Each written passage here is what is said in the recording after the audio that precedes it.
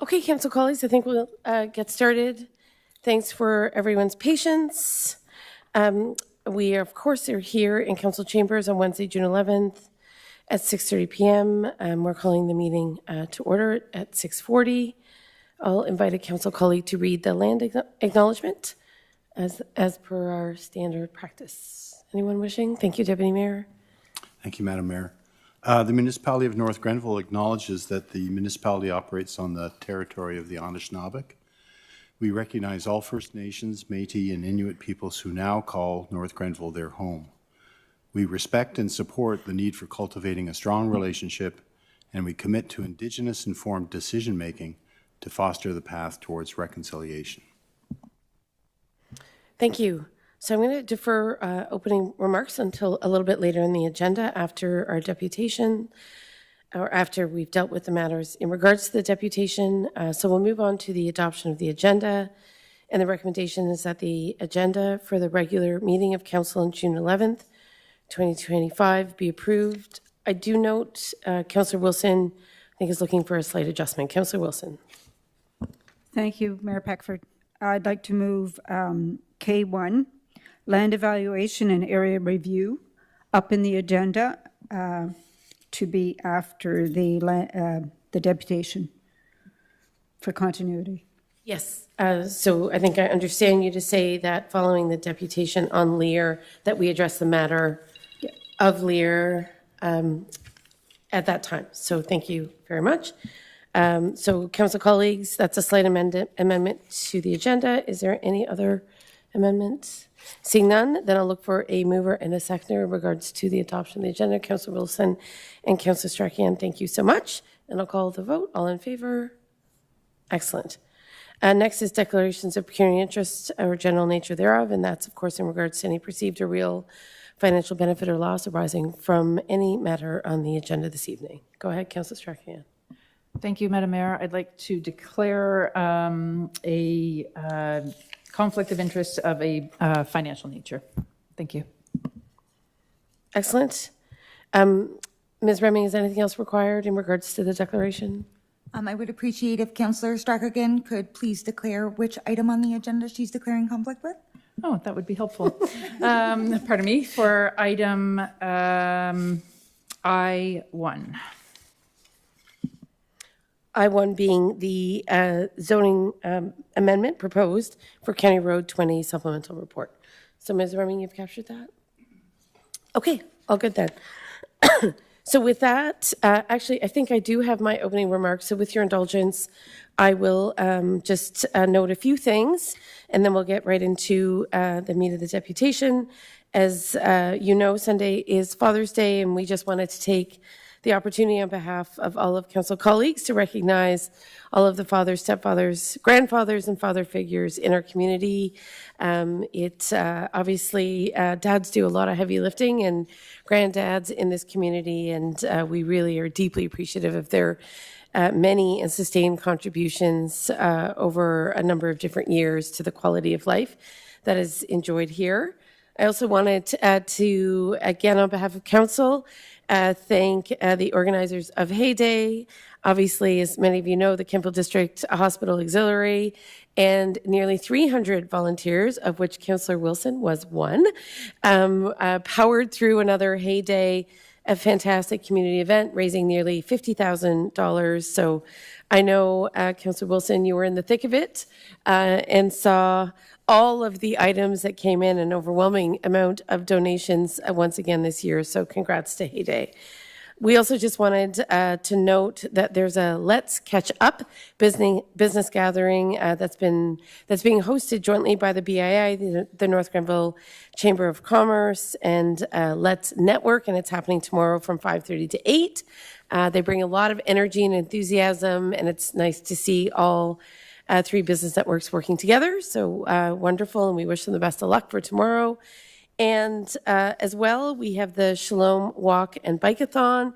This is happening this Saturday. It's in support of Shalom Small Homes, which is an inspiring local project focused on creating safe, accessible housing through small homes, through the establishment of small homes for seniors in our community. So it's happening on the Kemptville campus at 9 a.m. on Saturday. Also, we just wanted to highlight that there will be a Rowan Dean Trail dedication.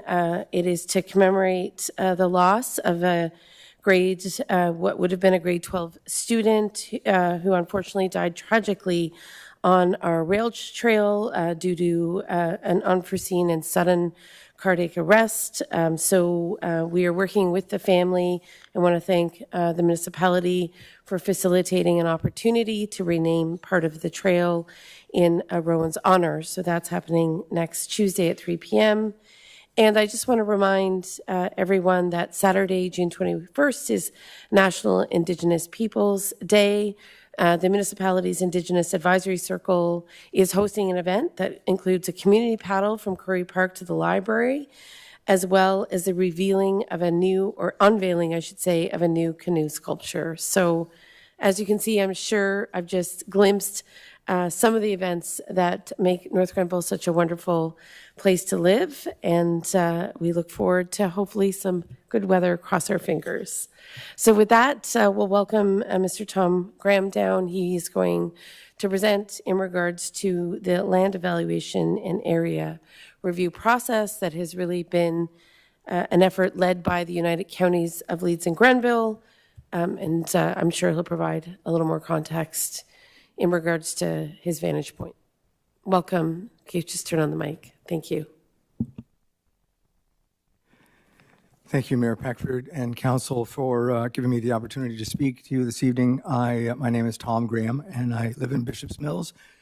I'm here as a rural resident and property owner in North Grenville, and I wish to support Councillor Wilson's motion that you'll be discussing tonight. So I look forward to hearing that. And I wanted to share some background and some thoughts on that because our property has been affected. And the county's proposed agricultural area review report using the so-called LEAR process has some serious flaws, in my opinion, proposing broad brush changes to land designation that will have long-term multi-generational impacts on property owners across the entire county. If not corrected, hundreds of North Grenville property owners will soon find that their property designation has changed from rural to agricultural, thereby limiting their ability to sever their property and create further lots, should that be something they wish to do. Your motion proposes a made in North Grenville approach to at least begin to address this here in our community and hopefully at the county's level as well. I support this motion personally. As Council knows, the province requires all counties to identify and designate prime agricultural areas in their official plans. This is done through a countywide agricultural area review, which we're talking about. 3 years ago, Leeds Grenville started on this process by hiring a consultant from Southern Ontario who used a, quote, provincially approved methodology known as the Land Evaluation and Area Review, or LEAR. This might be, in my opinion, better referred to as a politically convenient methodology, for as we know, often what works in Southern Ontario is not always suitable for Eastern Ontario. And for the record, here's a quick summary of how it's done. The consultant looks at satellite imagery of the entire county. A scoring system is applied, and recommended ag parcels are added to a map. Consultation with some, but not all, affected landowners happens. And then with the support of the technical team and the Planning Advisory Committee at the county, a final map is proposed, which is where we are now. For North Grenville, the end result is a map showing not just what has traditionally been identified as agricultural land, but an additional 2,293 acres of land just in North Grenville alone is now identified as agricultural instead of rural. This will be a surprise to many people. The flaws, as I see it in this approach, are several. A broad brush cookie cutter approach is not suitable for Leeds Grenville, where our ag area in the county is currently only at 11.5% of the whole land area. According to the province, the LEAR approach says that the reviewing the imagery is only the first step and should be verified by site visits. Yet, of the over 2,000 people who are affected in the county, only a few site visits have been made to date. 85% of the affected landowners have not yet been consulted. I confirmed that with county staff. An ag designation will permanently restrict future options for landowners. It's inaccurate, socially unjust, economically unfair, and irresponsible to say that some of this land is ag when it's not. And this is not against farmers. Farmers can farm rural land. Regular property owners cannot sever land that's been converted to agriculture.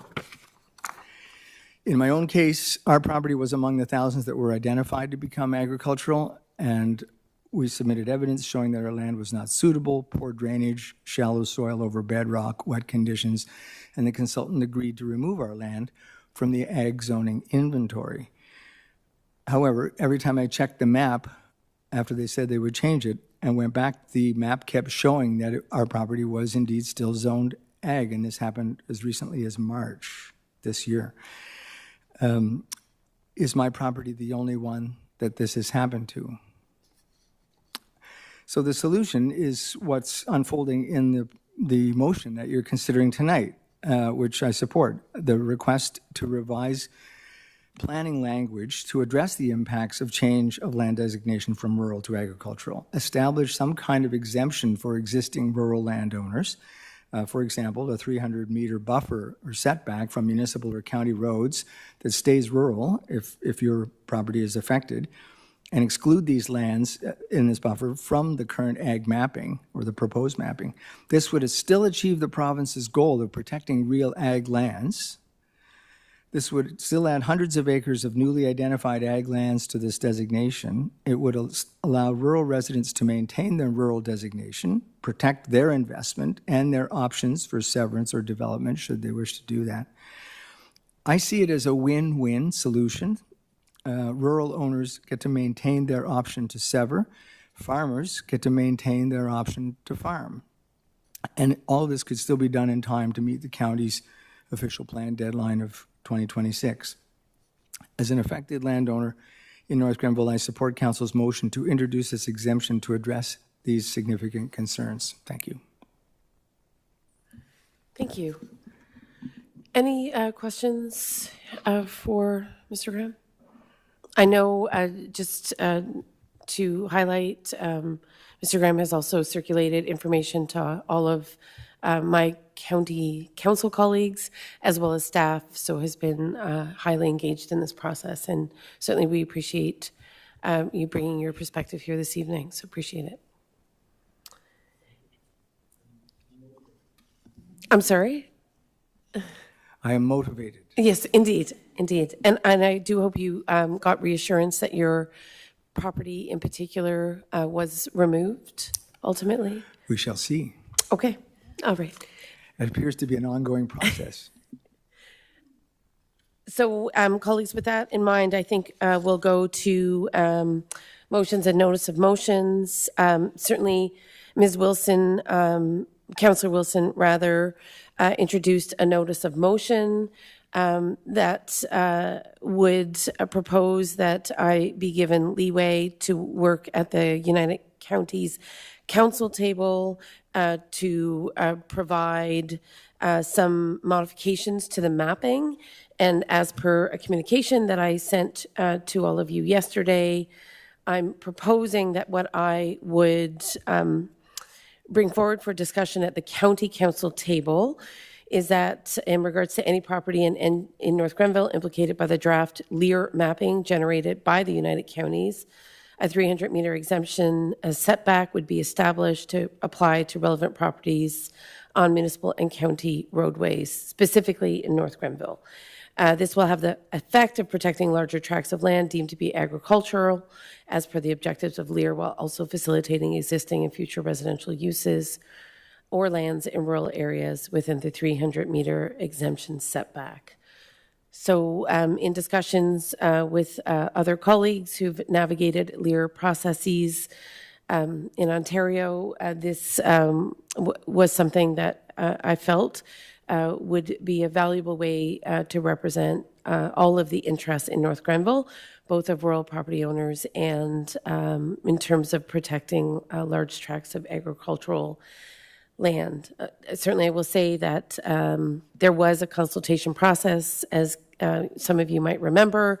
Certainly, lots of people came out to meet with county staff to have that conversation. In some cases, they were successful in having lands removed, and in other cases, they were not, sort of depending on where their property existed within these 100-acre blocks that were proposed by the consultant.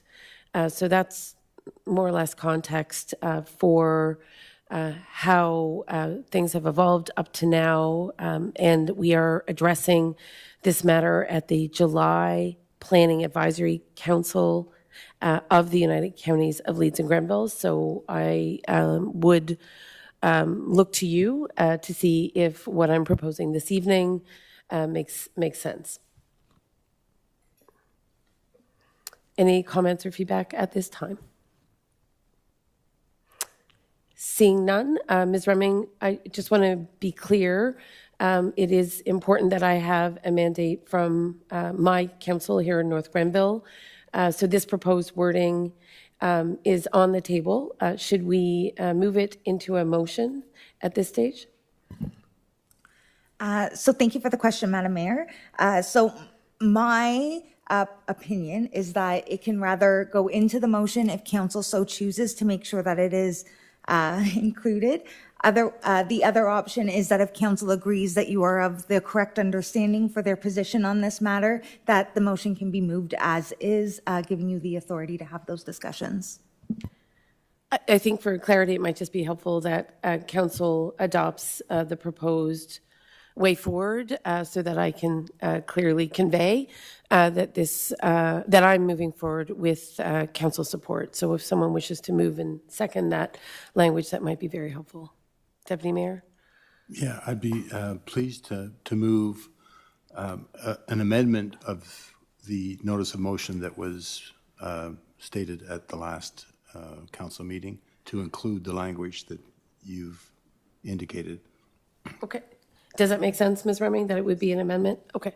So Deputy Mayor has moved an amendment. Is there a seconder? Thank you, Councillor Sullivan. Okay. Any comments or questions at this stage? Councillor Strachan? Yes, Madam Mayor, just to confirm, the amended language includes the 300-meter Yes, buffer? correct. Okay, thank you. It's all of what I've just read out and shared yesterday. Thank you. Okay. So with that in mind, if there, Councillor Wilson, anything? Through you, Mayor Peckford, could we have a reread of the motion, please? Sure, I can have Ms. Remming do that. Sorry. I'm just doing some wordsmithing, I apologize. So what I have is, be it resolved that council direct Mayor Peckford to propose new mapping to the United Counties of Leeds and Grenville in regards to the Land Evaluation Area Review, or LEAR, process that responds to significant concerns about long-term multi-generational impacts of change of land designation from rural to agricultural, and that council directs Mayor Nancy Peckford to request a 300-meter exemption setback be established on all municipal and county roadways.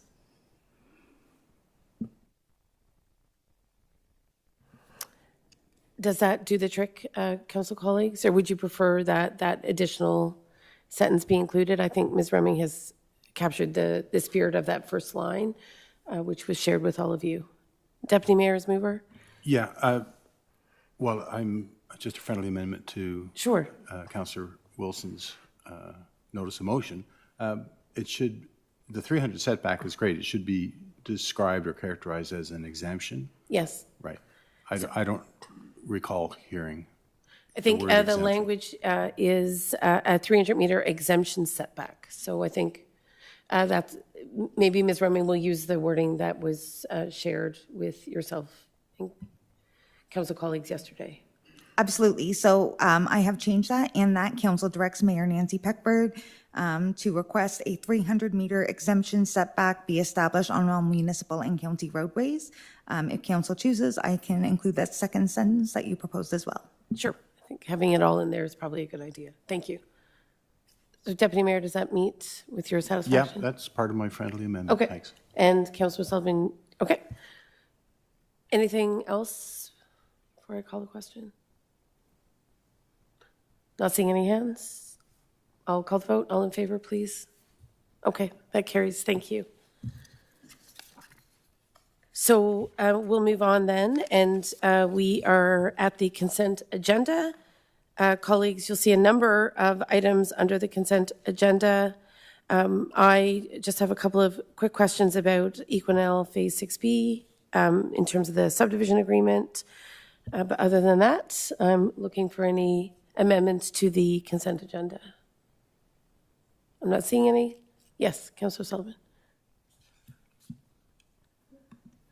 Thank you, Madam Mayor. I would please like to pull the Comfort Inn deferral.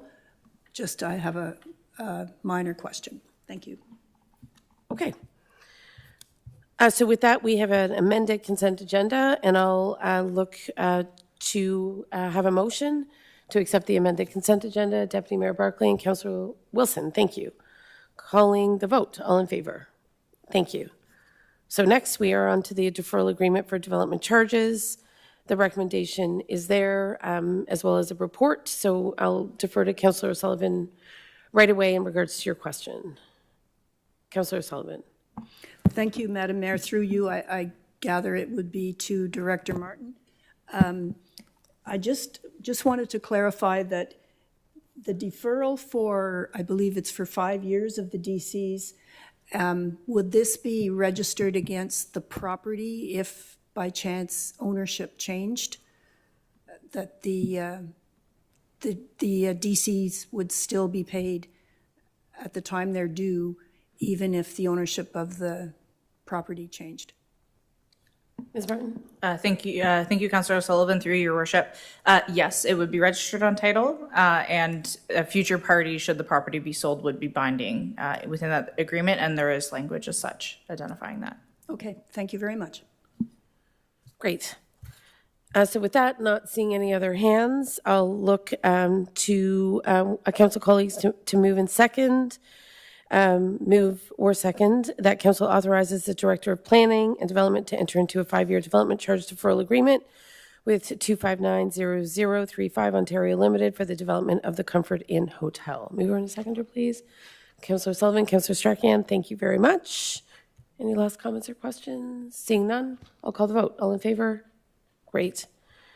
And I want to thank Ms. Martin and her team. I know, I think we feel like we're getting closer on the Comfort Inn, so it would be an exciting development for the community. So hopefully we'll see some activity over the summer. Next, we'll move on to the Equinel Phase 6B subdivision agreement. And again, I know how much heavy lifting is being undertaken by our planning department in regards to all of the pieces of 6B. So, Ms. Martin, you did answer one of my questions by email, and that was just in regards to whether or not this phase implicates that trail crossing, for which there's been lots of discussion in the community. So I just wanted the opportunity to ask specifically about that, because it may come up, or if people see it on the agenda, they may not know if this particular agreement pertains or affects that trail. Of course, we've had lots of discussion in the past. I just thought this would be an opportunity to clarify and highlight which area of Equinel is in question for this particular agreement. Thank you, Your Worship. So this Phase 6 of the subdivision is located further at the back. It's on the southwestern side of the Equinel development. It does abut the Settlers Grant subdivision as well as the Settlers Trail. Phase 6B does not cross the Settlers Trail, but what I do want to highlight is that there has been some activity in regards to pre-preparing the lands for Phase 6C that has required crossing of the Settlers Trail. every time there's work that's happening on the south side of Settlers Trail that requires the crossing of the trail from the Equinel lands to the lands that they own on the south side, there's a lot of detailed discussion and a traffic management plan that's put in place to ensure that pedestrians are aware of the construction, that there's control when there are vehicles crossing over. Last year, they did some well drilling. There has been some tree clearing. So when those activities do happen, there are extensive conversations about, at times, if there's a need for having somebody there to control access, fencing, et cetera, et cetera.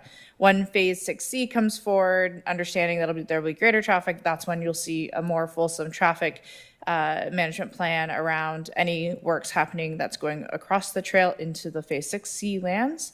And certainly we'll work with Regional Group, who've been great at communicating with local residents in regards to what those impacts look like. Excellent, thank you. One other question that came up for me, and I know Ms. Dunlop and I have discussed it, is just a little bit, is we do continue to hear from a lot of residents in Equinel that obviously active construction happening, lots of trucks moving through both Royal Landing Gate and also Equinel Drive.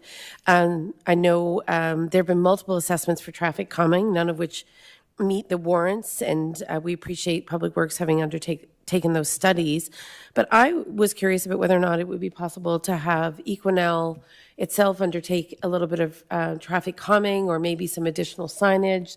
Certainly, I know we hear from residents from time to time that with all of the construction, it doesn't always feel safe. I understand that Equinel does a great job, or Regional Group, at encouraging their drivers to stick to the speed limit. But I just wondered if this was an opportunity to try and work with them to see if we could add some additional signage. And maybe that's more of a question for Ms. Dunlop than it is Ms. Martin. Thank you, Your Worship. The development that has been ongoing for over a decade now, they do typically have signs at both Equinel and Royal Landing for construction vehicles. They actually have a lower speed limit for construction vehicles than they do for the regular public. We can always reach out to them and ask for additional resources. Both those sections of roadway at County Road 44 have been assumed into the municipal roadway network. So they are municipal roads, but we can always reach out and have a conversation. And I don't know if Director Martin has anything to add. Through your worship, we can certainly continue to have those discussions with Regional Group. I know that Regional Group has been very responsive to resident concerns when they are raised, and we encourage any residents within the Equinel subdivision, if there are concerns, you can reach out to our department or directly to Regional Group, and we do our best to try and facilitate those communications. I know that there's some growing pains when you're within an actively developing subdivision, but Phase 6 is the last of the lands being kind of developed at the rear of or the back of the subdivision, I should say, where it has to go through the already developed area. I expect probably within the next 5 years they'll be built out, but it's just sometimes it's the growing pains of development. And with that in mind, just quickly, the next phase might have a different entrance for the construction? Through your worship, so Phase 6C would also have to access through Equinel Drive down. It's on the south side of Settlers Grant. There's no other alternative access but through the subdivision. Gotcha, understood. Okay, well, I veered into 6C, so I'll stop now. Council colleagues, is there anything else before we move the recommendation? Not seeing any, I'll look for a council colleague to authorize the Director of Planning and Development to enter into the subdivision agreement for Phase 6B of the Equinel subdivision. Do I have a mover? Councillor Wilson, Deputy Mayor. Okay, the motion is on the floor. Anything else, colleagues, in regards to this one? Not seeing anything, I will call the vote. All in favor? Great, that passes.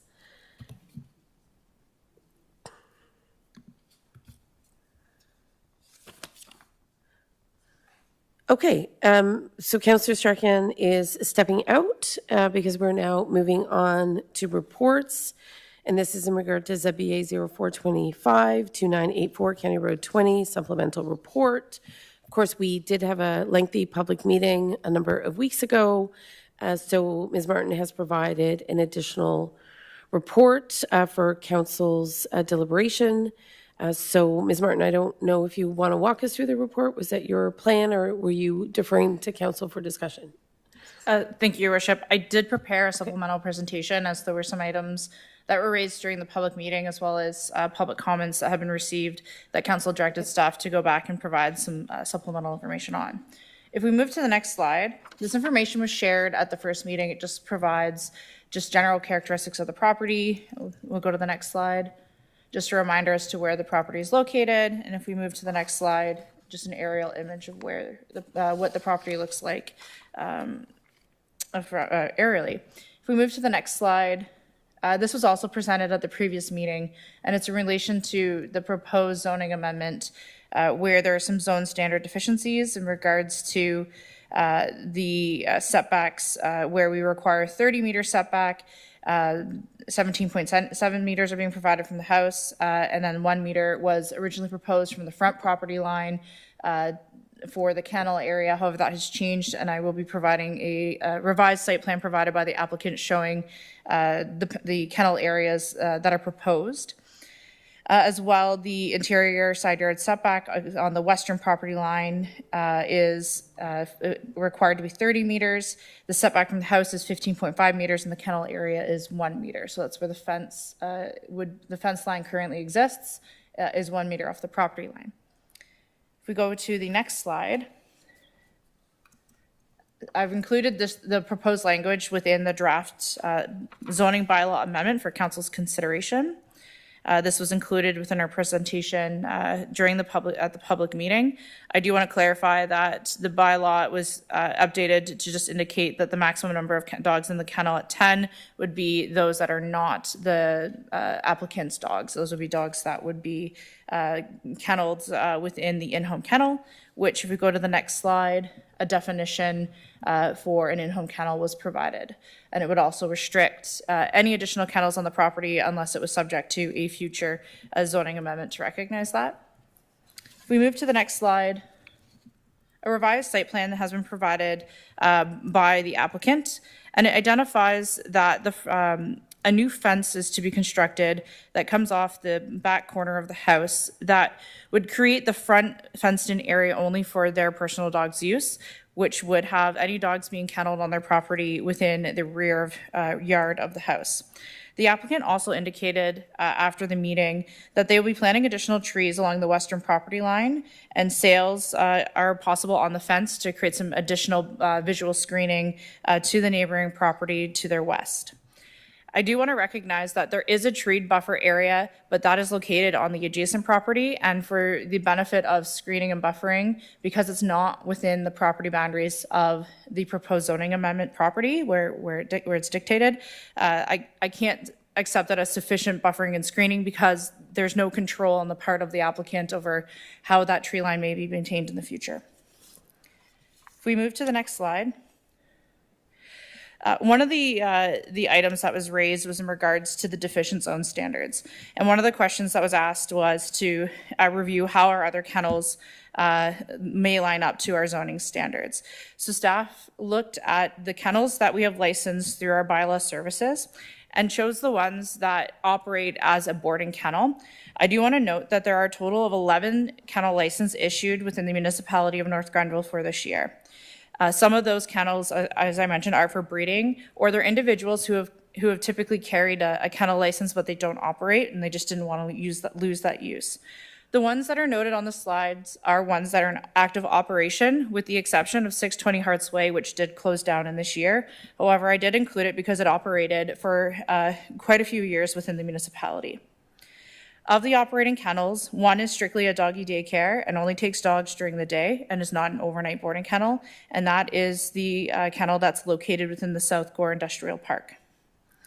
Except for Harts Way and Industrial Drive, the kennel operations are in either an agricultural or rural designation, and the kennels on Maple Hill Road, Bolton Road, and Whitney Road are located within areas that have multiple rural residential uses within close proximity. The kennels on Maple Hill Road, Harts Way, and Bolton Road are in closer proximity to the road. Kennel areas are to the rear of the house and are less than the 30-meter setback requirement from a front yard as established in the zoning bylaw. It should be noted that certain kennels may have legal non-complying status related to setback and frontage, while others have site-specific zoning to recognize zoning provision deficiencies. Many of the properties listed don't meet the 120-meter frontage requirement, and I did provide the approximate distance based on our GIS system from those kennels to adjacent neighboring houses. So as is evidenced, there is a variety of distances where they're set back. There's a variety of different lot frontages. And in my review of the existing kennels within the municipality, majority of them in some way, shape, or form did not meet our zone standards as required in our rural kennel or agricultural kennel zones. I also included the number of dogs on average that some kennels include. Some of this information was available on their websites, or they posted statistics. On average, some of the kennels had either 10 runs or had an average of 10 to 11 dogs a day. I can't speak for all of the kennels, but that's what information I had gleaned. If we move to the next slide. I wanted to highlight that the municipality of North Grenville has an animal care and control bylaw. There are provisions within our bylaw that relate to kennels and how we license them. And so when Bylaw Services goes and inspects a kennel before issuing a license, there are a variety of items that are inspected prior to that license being issued. If there are deficiencies, Bylaw Services may not issue a kennel license until the deficiencies are addressed. I want to note that inspections are not just limited to once a year, and if there are concerns that are raised, Bylaw Services does have the ability to go back out and do another inspection to address any concerns that may have arisen. Our animal care and control bylaw also has provisions related to noise that may come from animals. I do want to note that livestock are exempted from the animal care and control bylaw for noise. As well, we do have our noise bylaw too that addresses noise. So from the municipality's perspective, we do regulate kennels quite closely, as well as have provisions in regards to how any individual can raise a complaint in regards to noise. It's also important to note that in the rural area, there is no cap, as we do have in our urban area, for the number of dogs that a person can have personally. If we go to the next slide, please. I also wanted to provide for council's consideration that in the deliberation of the proposed zoning amendment, there are other tools available to council. One includes a temporary zoning amendment, which would stipulate a specific period of time not exceeding 3 years in which the operation could exist. We have used this method in the past in a few circumstances that either allowed a business to run for a trial period or allowed for additional time for documentation to be submitted prior to a full rezoning being presented to council. Site plan control is also a requirement as part of our site plan control bylaw, and this would identify the formal establishment of outdoor kennel areas and identify any additional screening and buffering requirements. Next slide, please. All the letters of objection and support were circulated to members of council ahead of this public meeting. We did receive a few letters after the public meeting, but majority were received before the public meeting back in April.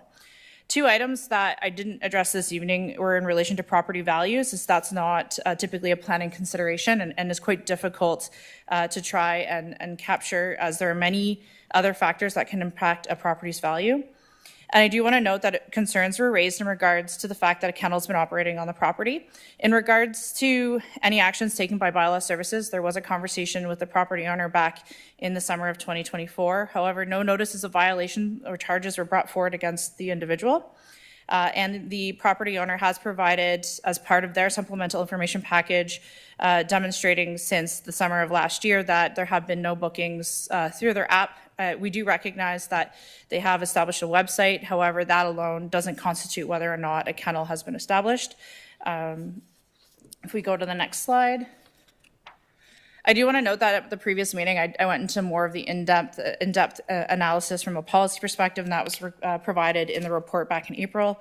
But at this time, based on a policy review, it is staff's recommendation that council approve and enact the bylaw to permit the kennel with restrictions, including limiting the number of dogs to 10 and restricting the kennel just to an in-home kennel, and requiring that any future standalone structure would be addressed through a subsequent zoning bylaw amendment. And that concludes my presentation. Thank you.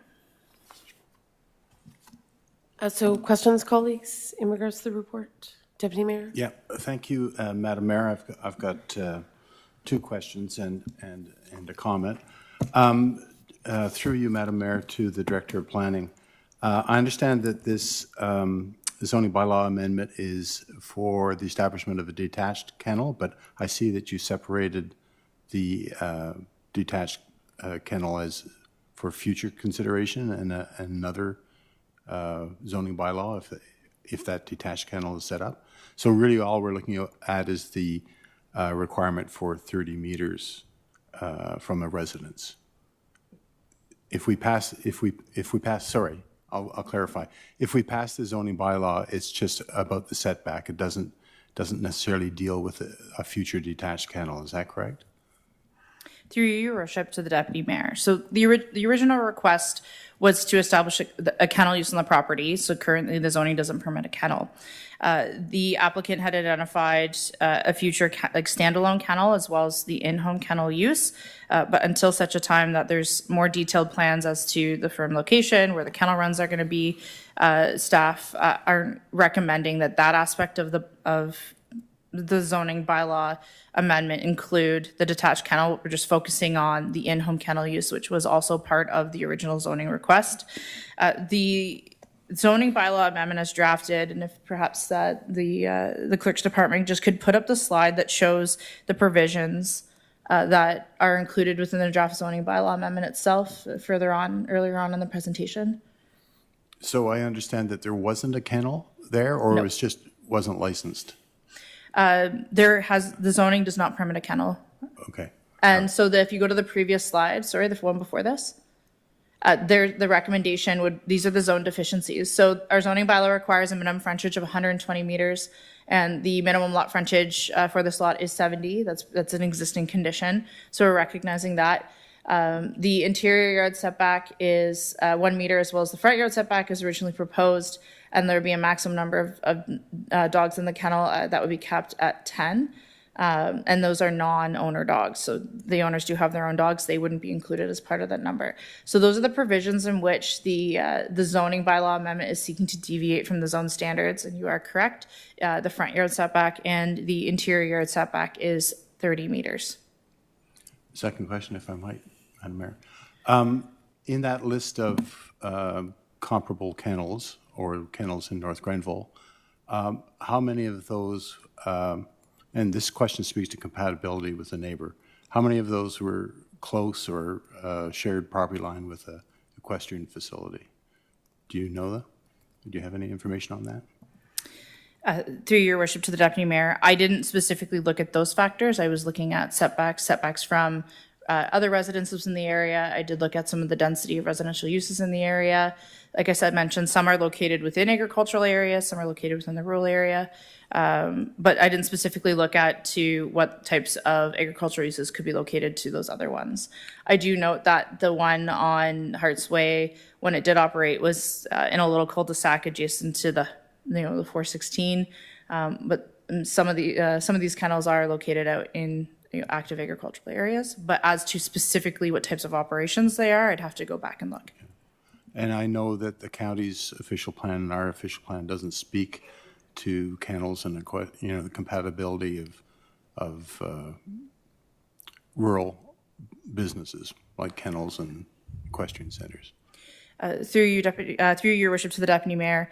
So our official plan does provide policies for home occupations. It provides policies for rural commercial businesses, and it does recognize that these uses do happen out in the rural area. What I can say is that we do have site-specific zoning for, special rural kennel and special agricultural kennels. We recognize these are the types of areas, being the rural and the agricultural areas, where they exist, but there's no specific provisions as to, actually, except for the agricultural designation, and this is a rural designation, so those policies don't apply. But actually, our agricultural designation does recognize a kennel as an on-farm diversified use, and this is actually in line with publication 851, which is published by OMAFRA, which recognizes that an on-farm diversified use could include a kennel. So there is some recognition from a policy perspective that there could be some compatibility. Again, it's all case specific, but there is provisions within our agricultural land use designation policies, but not in our rural land use designation policy, which applies to this property.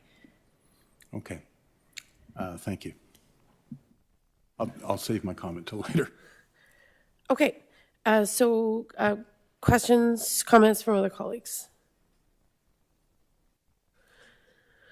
Okay, I don't see any other. Yes, Councillor Sullivan? Thank you, Madam Mayor. I do have another question regarding the interior side setback. So the minimum, maybe we could go back to that slide, please. Yes, so the minimum interior yard setback is 1 meter for this particular property, but it should be 30 meters. Is that correct? Now, is that just to the building, or would that include the runs for the dogs? Through your worship, to Councillor O'Sullivan, that's a fantastic question. So our zoning bylaw, it also identifies the kennel run areas as being included as part of the setback requirement. The house itself is located just over 15 meters setback from that interior side yard. So having the kennel run within 1 meter of the lot line seems a little close in my mind. So, thank you. Just wanted to clarify that. Okay, anything else in regards to the report? Yes, Deputy Mayor. I guess we haven't put it on the motion on the table. No. No. Okay. I just wanted to say that it's a shame that we're in this situation where a decision by council is going to affect one business or the other. And I would hope, and without, I'm not going to move to defer this again, but it's a shame that, you know, neighbors don't have the ability to communicate with one another, and rather than stake positions to talk about needs and may be able to sort it out themselves, each suffering a little bit in order to preserve both businesses. But it seems to me that a decision tonight is going to affect negatively one business or the other. So it's, you know, my question about the official plan is about compatibility, whether the equestrian center is compatible with the dog kennel, or vice versa, the kennel's compatible with the equestrian center.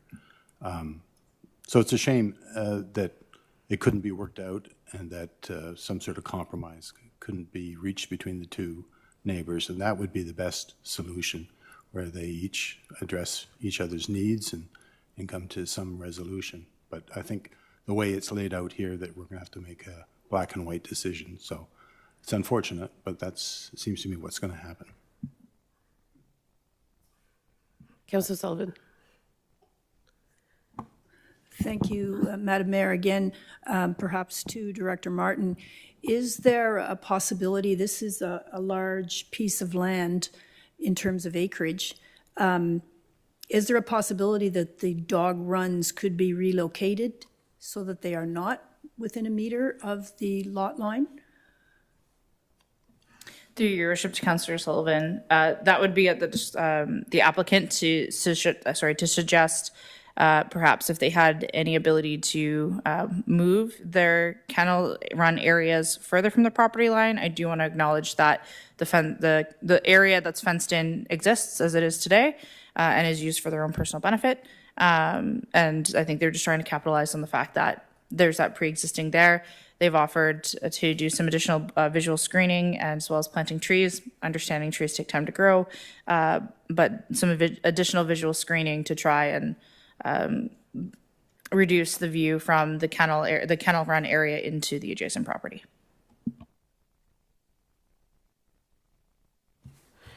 And I would just ask, was that ever explored with the property owner to, obviously it's a much larger piece of land if there's 30 acres there.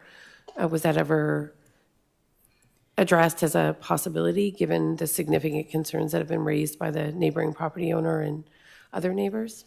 Thank you, Your Worship. In discussions about relocating the kennel area that's adjacent to the house, no. The plans and part of the request, which staff aren't recommending at this time, just given that more details need to be provided in regards to the standalone kennel. That would be located further in, based on the original site plan that was provided within the existing tree stand area in front of a creek that exists on the property, which subdivides it from not like a true subdivision, but it does create a divide between the treat area and the agricultural field to the back. That would be, the plan provided there showed the ability to meet the 30-meter setback to the property line. But in this case, there hasn't been any discussion about relocation of the existing fenced-in area. Okay, thanks. And I was just procedurally connecting with the clerk, so that's why I consulted. So it isn't a public meeting. I understand there's a lot of people here. Obviously, we've heard a lot. So unless there's really new information, I'm not sure how valuable it is. Once I open this door to either applicant or rural residents, then we'll have to hear from anyone who wants to speak. I don't think as a council we're opposed to that, but I'm looking to council colleagues for your direction. Would you like to hear any new information from members of the public or the applicants who are here this evening? So I look to you for that direction. Yep, go ahead, Deputy Mayor and Councillor Sullivan. In reference to my comment, the only thing I would like to hear from the applicant and the neighbor is whether they're willing to sit down and come to some compromise rather than have council decide one way or the other. So Okay. I'll just put that out there. And then I think that's a question to both applicants, applicant and certainly the properties surrounding, of which there's more than one clearly. So perhaps we can hear from the applicant in regards to that matter, given that Deputy Mayor's posed the question. So you can come ahead.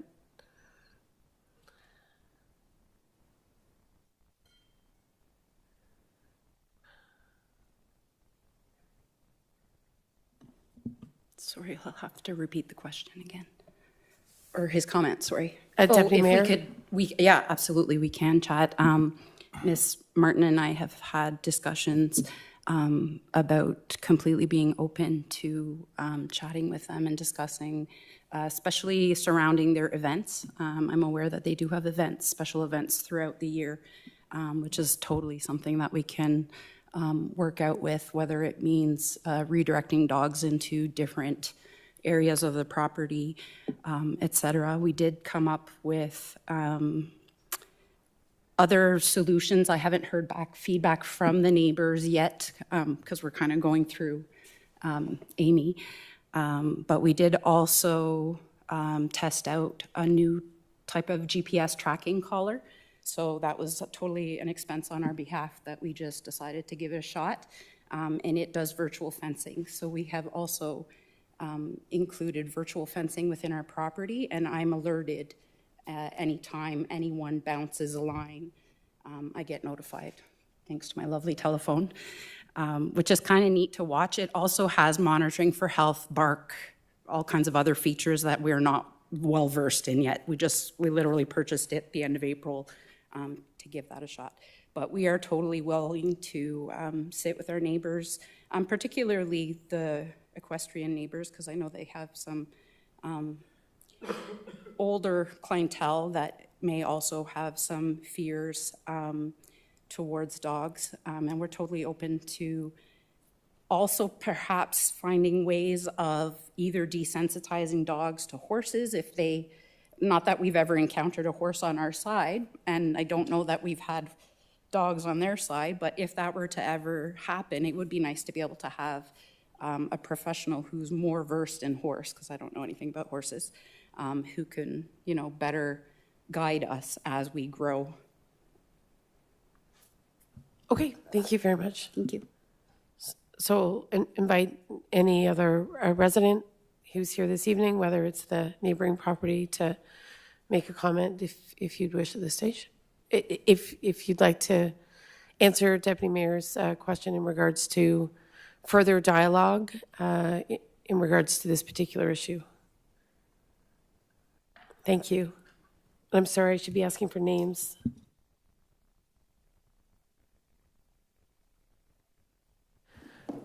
All right, welcome. Thank you. No, you got to press the red button, and there you go. Okay, there we It's good. go. Okay. Okay, I have nothing prepared, but in listening to a lot of the comments, and my gut's telling me that there's a lot of Band-Aids going on this. We've started with the adjacent property with no buffer whatsoever. And I know I've had a number of the councillors out to look at our property to show how we utilize the property, and particularly right in that area where they're talking about no buffering. We do a lot of training there. That's probably in the initial stages of carriage driving training. That area is one of the most important areas, from cross country to cones to CDE to competition, and from what we're seeing here, it's just being negated. It's from the initial, okay, they've got 15-meter buffer where they need 30, but now they only want us to have a 1-meter buffer. That's going to eliminate that side of our farm. Which is going to eliminate quite a number of our borders. And I'm hearing of other Band-Aid things where if we move it, but again, we've got 100 acres and our property stretches right down the property line, and the neighbor on the other side with the angle stretches right into their backyard. So whether that's going to help or not for them, I don't know, but it's still a huge deterrent for us.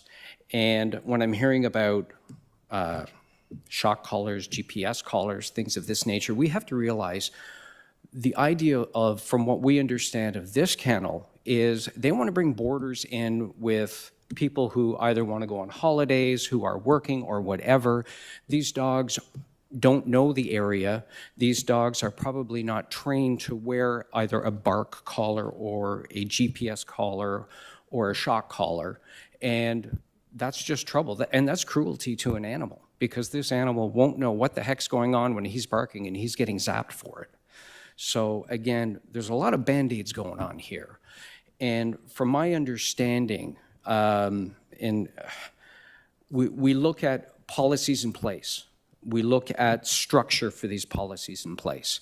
And what I'm seeing here is we have a defined structure in this township for what a county has for the requirements of a kennel.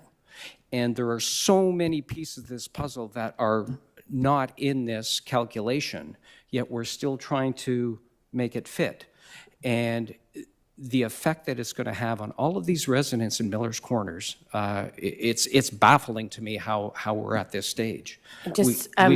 We have 6 houses that are so close to that property. And the one kennel that you had listed on there, who gave us a letter, he drove by, he was shocked at the consideration based on how close the house is to the road. We witnessed 2 dogs when you were out at our property the day before. We witnessed 2 dogs get out, screeching tires and scooping up. When I had Debbie over the other day showing the property, there were 2 dogs that once we went to that corner where we do the cross country, barked at us and would not stop until we left the area. So That's just with 2 dogs that aren't theirs. So just to return to Deputy Mayor's question about the willingness of neighbors to work towards a potential We didn't know about this until resolution. we got the letter from you guys. Right. We knew absolutely nothing. The same with the other people in this room. Indeed. There had been absolutely no communication. And if there was going to be communication, we would have been very straightforward. Like, we've been living there for 13 years. We've been living in this township. My wife is 5th generation. Like, I've been living in this township for 50 years. A lot of people know me. Like, I'm very easy to get along with. But if you don't approach and you blindside, and it's things that are going to have such a huge repercussion on our way of life, then this needs to be dealt with properly. Okay, thank you. I think you've answered the question. Appreciate it. Okay, thank you, Councillor Wilson. You've raised your hand. We're still in a discussion phase, so go ahead. Thank you, Mayor Peckford. I am allowed to ask Mr. Olmsted a question? Yes? Come on back down. Yep. Please, get your steps in.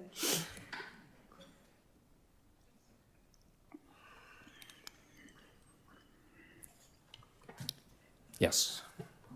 Is your outdoor training and carriage riding a year-round outdoor Yes, it sport? is. Yes, So it in is. the middle of the winter, you would be carriage riding over into that corner? Yes, we do. Because we also, in the winter, we have sleighs, and we have actually a competition sleigh. So whether you're driving in the summer, spring, summer, winter, fall, you're training these horses. Okay. And we have horses that come in for training every month of the year. And yes, we do. And a couple of our borders also have small carts in the minis. They have small carts, and they take the wheels out and they put skis on them. We have 2 sleds like that for training, where we put the skis on them. I clear a track all the way around. We've got a 1980 Bombardier with the double track, and we clear that so we can continually train Okay, winter good, round. thanks. I just wondered, I hadn't asked that question before. Anything else, colleagues, in regards to questions for Ms. Martin or those in the room? Yep, go ahead. Deputy Mayor. Ms. Martin, we're obliged to reach a decision on this motion within a certain time limit. Is that my understanding? Through your worship to the Deputy Mayor, you are correct. There are provisions within the Planning Act that require that, I believe it's 90 days after a application has been deemed complete, that council must make a decision. So the idea of deferring once again, is that possible, given the timelines? Through your worship, I'd have to go back to identify on what date we deem the application as complete, considering that it's been 2 months since the first public meeting, which is about 60 days, and the lead-up time, we're probably close, if not exceeding the 90 days, although I'd have to verify. After 90 days, the applicant does have the ability to appeal the municipality on non-decision. Typically, when we do exceed timelines, it's because we're trying to work through some matters. It's not the first time we've gone past the timeline to try and address community concerns, or we're waiting on a report to be updated. That happens. But I would have to get back to council as to where we're at within that timeline. Thanks. Well, And sorry. Just Yeah, go ahead. to further elaborate, I mean, there's a recommendation on the table. If the recommendation is not moved or seconded, I assume if this doesn't advance in that respect, what happens? I thank your worship. I will defer to Ms. Remig on the procedural matter related to whether a motion is not moved or seconded. It would be up to council to move consideration of the recommendation. If there is no mover and a seconder, and I'm not clear there will be, then I assume the exemption is not granted. Is that correct? Sorry, Madam Mayor. So procedurally, the motion would be defeated. So if we do not have a mover or seconder and the motion is not successful, then the motion would be defeated. However, I will advise council that that does necessitate a decision under the Planning Act. And if council would like information respecting whether or not that is appealable under the Planning Act, I'm sure Director Martin can elaborate on that. Through your worship, in regards to the information provided by Ms. Remig, again, going back to the Planning Act timeline of 90 days, should council not make a decision, the applicant would have the ability to appeal the municipality on non-decision. Okay, thank you. And, you know, I think echoing Deputy Mayor's comments, it's a very challenging situation. Of course, we are a very diverse and dynamic municipality, and it's always great to see, you know, new businesses in rural areas. But I think this is an exceedingly challenging scenario, and I certainly empathize with all parties involved, but particularly understand that the potential impacts on the facility, the equine facility, could be devastating, and that's certainly something that I'm observing in the conversations and cognizant of. As chair, I'm not in a position to vote unless it's a tiebreaker, but I recognize that this is it's really tough, and there are livelihoods on the line, and one could say that certainly in both situations or in both scenarios, canine or equine, but certainly the considerable efforts and long history of the equine facility is something that needs to be kept in mind, no doubt. That being said, we know there's a huge canine community and lots of enthusiasm for options in that regard. But at this point, Council, I think I need to advise you that the recommendation's on the table. I'll look for a mover and a seconder. If we don't have a mover and a seconder at this time, so be it, and we'll let the process play out as it does. So the recommendation is that Council approve and enact bylaw 3525 to rezone the lands at 2984 County Road 20 from rural to rural special kennel, exception 8, SRK 8, to permit the establishment of an in-home kennel with site-specific zone standards. Do I have a mover? Yes, Councillor Sullivan. Thank you. So through you, Madam Mayor, to the applicant and I guess to the Olmsteads who are also very affected by this, do you see any way that any significant changes that could make both businesses compatible? Well, both. I mean, they have the space already dedicated to where they do their training. We can look at positioning fences in different areas. Maybe she should come down? Yes, I think if we want to answer Councillor Sullivan's question, it's best to come I mean, to the I feel like Deputy Mayor Barkley that this is a very, very tough decision for us, and I don't want to see either compromised, but I'd like to know if there's any way that both parties think that this could work out. I'm certain that we could work with them. We did, when we first moved to the area, we did reach out to everyone, whether they got an electronic notice, whether they got an electronic version or a mailed copy. That was done. And then again, last summer, we redid it again, just to try and make our mark in the area and to try and communicate as much as we could with everyone. We've established all kinds of various links with our community, whether it be vets and you name it, trainers, vets, TNRs. We're super actively involved, and this is something that we really would hope to be able to find a middle ground on. And to elaborate on the collars, they're not shock collars. They are literally only GPS trackers. So it does nothing to the dog itself. It just notifies the humans in the event that someone is past a fence or not. I do recognize especially that we have had some neighbors' dogs that have been unruly and have been all over the neighborhood. And I can attest to also seeing those incidences happen.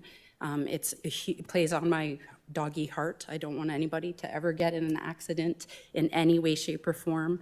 Again, our dog breed has a high escape ability, and we have found ways to mitigate those as best we can. And we do, of course, have many different types of breeder friends who can provide us, from a dog standpoint, how we can help them get to a better place with us.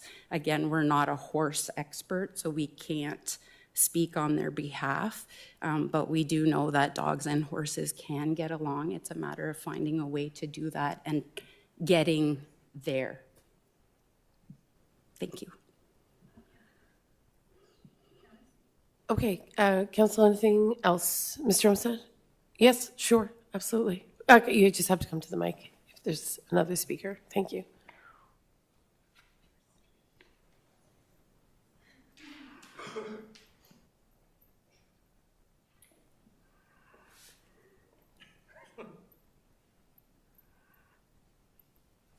Thank you.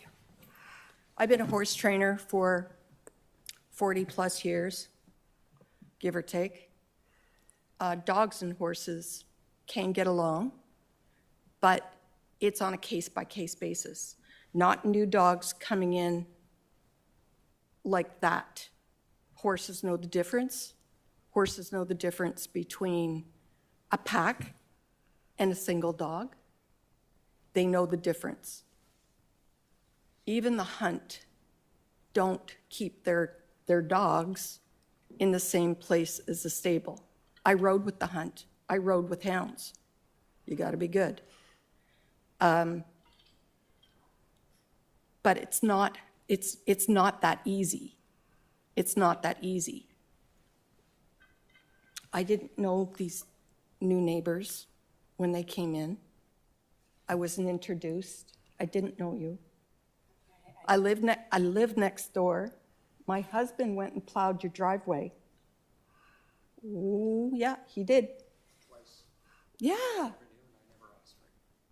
Just because we were nice neighbors. Amazing. I'm glad. Anyway, this is the thing. I train in those areas because it's safe. I train young horses. I get training horses come in from all over the province, as we said. It's been a great business. I'm going to lose my business if this goes in. That's plain and simple. I've got 6 of them that says we can't be next to a dog kennel. We don't want to listen to it. They pay a lot of money not to listen to barking. Like all these people, nobody wants to listen to it. Nobody. It's not just me. It's just that we've got the biggest chunk. That's all. But none of them nobody wants to listen to it. And it's really too bad. It really is. But if you would have come to us when you moved in and come to us and said, hey, we're thinking of putting a kennel in, we probably would have said, probably not a good idea. Probably not a good idea. Thank you. Okay. Thanks. Thank you. Anything else? Questions good. about horses, dogs, anything? Council colleagues, is there anything else you'd like to ask? Okay. So council colleagues, I think we have a couple of choices. In terms of the recommendation, it can be moved and seconded, either approved or defeated, or alternately not moved or seconded. And then through a non-decision, it potentially is pursued through a different recourse or a different mechanism. Sorry, Ms. Martin, I don't have all of the terminology. Thank you, Your Worship. The applicant would have the ability to appeal a non-decision of the municipality to the Ontario Land Tribunal. And then the decision would be rested with the Ontario Land Tribunal. Understood. Okay. Yes. Ms. Remming, just one sec. We're just going to hear from our clerk. My apologies, Madam Mayor, for interrupting. I had more thoughts in considering my earlier procedural advice, and I wanted to interject before council had moved to that matter. So Director Martin has been dropping the non-decision. So earlier you had asked me about the mover and a seconder. If the recommendation this evening does not receive a mover and a seconder, I would like to correct myself in that it would not be defeated. The motion would just not be further considered by council. You can then request council entertain a motion to defeat the original motion. So basically, it would be a 2-step process. If there is no mover and seconder, my opinion has changed since mulling it over, and my opinion would be that it would be a non-decision. But if you call for a secondary motion to see whether or not the motion is defeated, that would be a finalized decision that would be necessitated under the Planning Act. I apologize for that second thought. Thank you for your due diligence. We appreciate it. Councillor Wilson. To you, Mary, the clerk.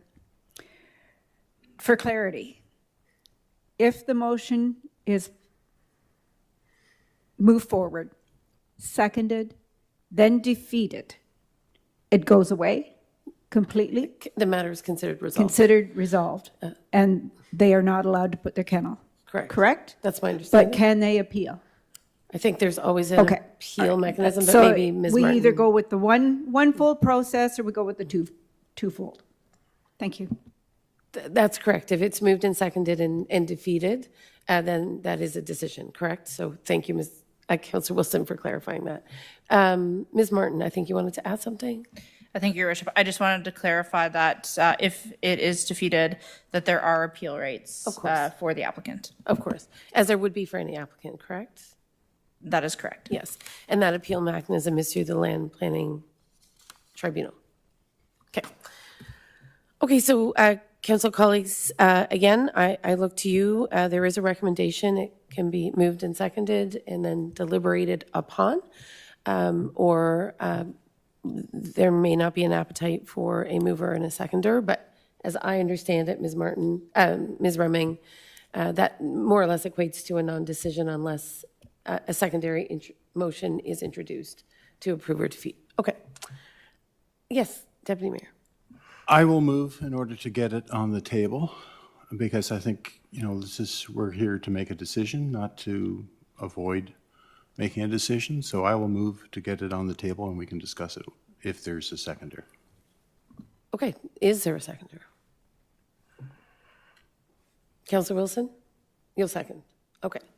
So now the recommendation is on the table. Of course, the recommendation is to rezone the lands at 2984 County Road 20 from rural to rural special kennel, exception 8, SRK 8, to permit the establishment of an in-home kennel with site-specific zone standards. So colleagues, is there anything else you would like to know before I call the question? Deputy Mayor. Well, now that it's on the table, I think we can discuss it before you call the question. Is Indeed, that- absolutely. Okay. Go ahead. So here we are. Black and white decision has to be made. Someone's going to suffer as a result. I'm really saddened and disappointed that the neighbors couldn't get together and talk about possible solutions. The fact that it came to the planning department, they have to abide by very strict rules. The Planning Act is fairly clear. Unfortunately, our official plan, the county's official plan, doesn't address the compatibility of rural businesses, specifically kennels versus equestrian centers. So I just want to say that I'm very disappointed. We're a small rural municipality. We should be able to talk to our neighbors and work out differences. But instead, it's come to council. We have to make a decision according to the Planning Act. So here we are. Okay.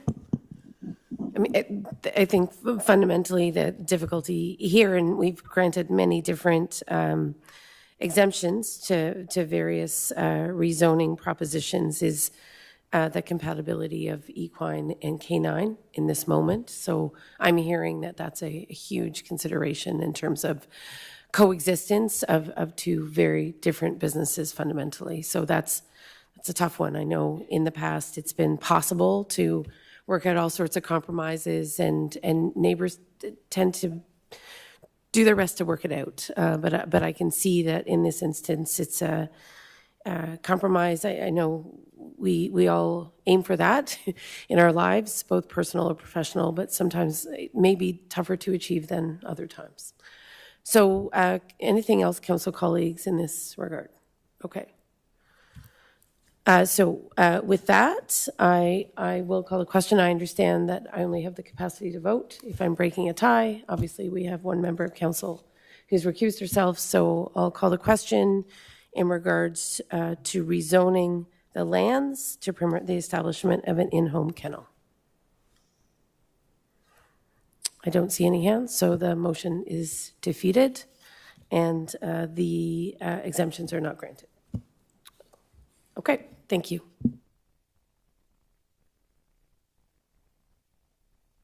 And yes, we do need to bring Councillor Strachian into the room for the last portion of the meeting.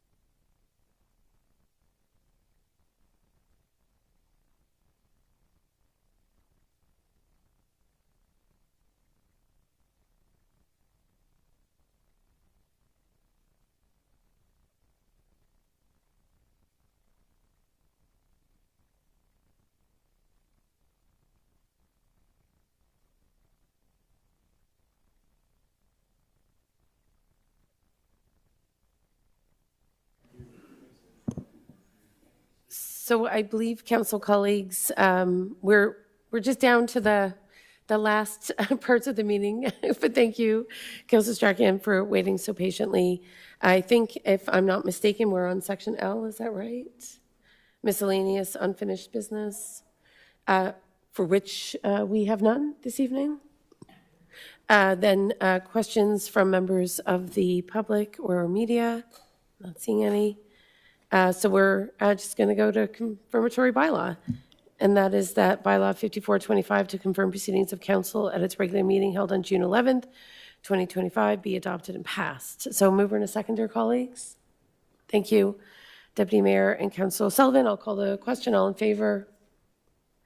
And then adjournment, be it resolved that this special meeting of council adjourn at 8 p.m. Councilor Strachan, would you mind moving? Councilor Wilson seconding. All in favor, please. So meeting is adjourned. Thank you.